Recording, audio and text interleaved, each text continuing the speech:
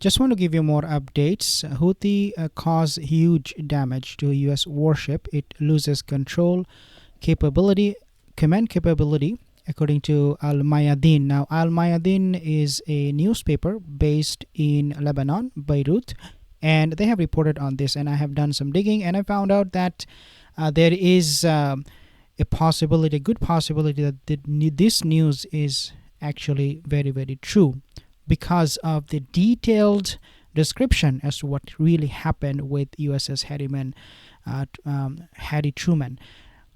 Take a look at this report. So Houthi have claimed to have struck US E-2 command aircraft on USS Harry S. Truman. Okay, and then they have also said, according to the Houthi sources also, the strike led to the US warship losing command control, and this is again coming from Al Mayadin, based in Lebanon. Now, E-2 command control was crucial for USS Truman's surveillance and threat tracking. Without this, they cannot defend USS Harry Truman. The warship itself is vulnerable to attack from the Houthis. The USS Truman lost command capabilities following the attack, while both the sources that claim from the Houthi and coming from Mayadin, they have actually corroborated on this. The targeted aircraft had a 5-member crew, including 2 pilots and 3 radar specialists. So you can see the details. Everything was explained very well, which we do not see from CENTCOM, from United States military. And now this warship, USS Harry Truman, is completely vulnerable to more attacks from the Houthis.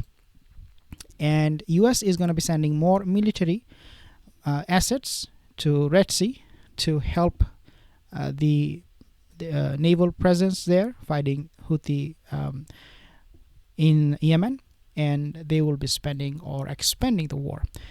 Now, Houthi spokesperson, they have claimed that the carrier was hit 3 times in 24 hours. 3 times in 24 hours. In the last 24 hours, quote, our armed forces engaged in a battle with a group of enemy warships led by U.S. aircraft carrier Harry S. Truman. Again, this is coming from Yahya Sari.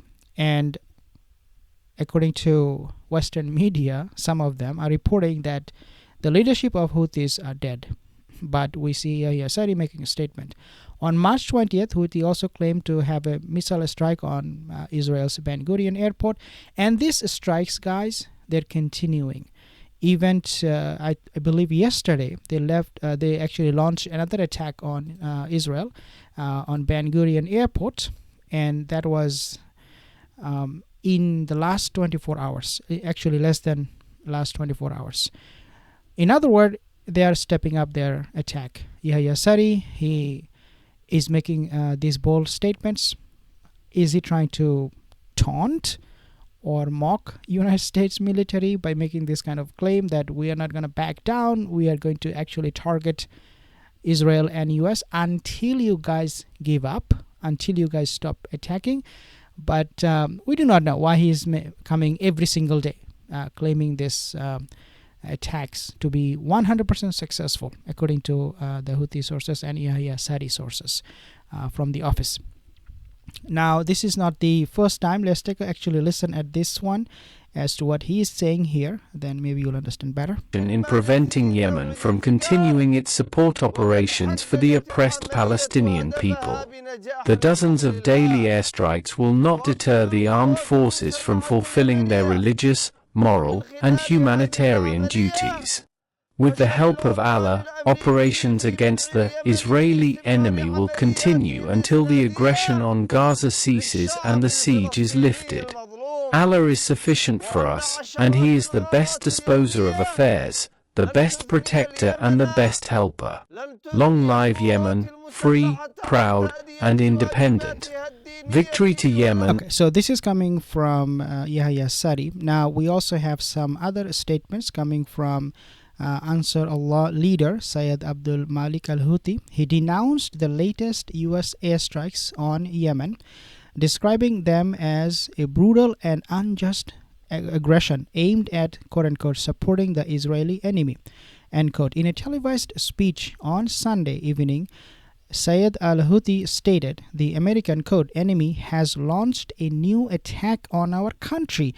This is a blatant and oppressive act of aggression, and its primary goal is to provide direct support to the Zionist state of Israel. So again, coming from the Houthi leadership, that U.S. sources, Western media sources, claim to have been eliminated, but they are still there. Furthermore, he asserted that Washington's military campaign would fail, saying, quote, this aggression is doomed to failure. It will not achieve its objectives of weakening our military capabilities. On the contrary, it will only push us to enhance our strength further. And this is where things get very, very uncertain for United States, because if they are successful, if United States cannot stop the Houthis in this war campaign they have launched to protect primarily really Israel, then you can imagine what will happen to all those vessels passing through Red Sea.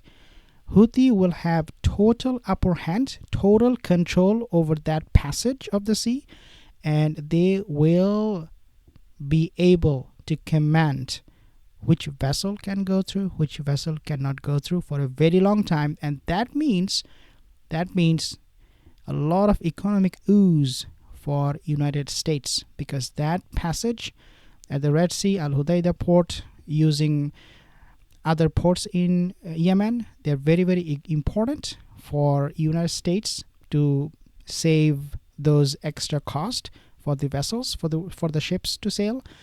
But if they have to pay those extra money for the vessels to pass through, whether it is in the form of supplying more fuel or the logistics or whatever it is, and if it continues on for a very long time, then United States economy will suffer. There is no doubt about that. So for United States, this time winning this war, it is not just to save Israel, which is again their primary goal, and this is why they are there, but also it is for their survival of those vessels that they need free pass, they need free navigation, they need freedom of navigation, I should say.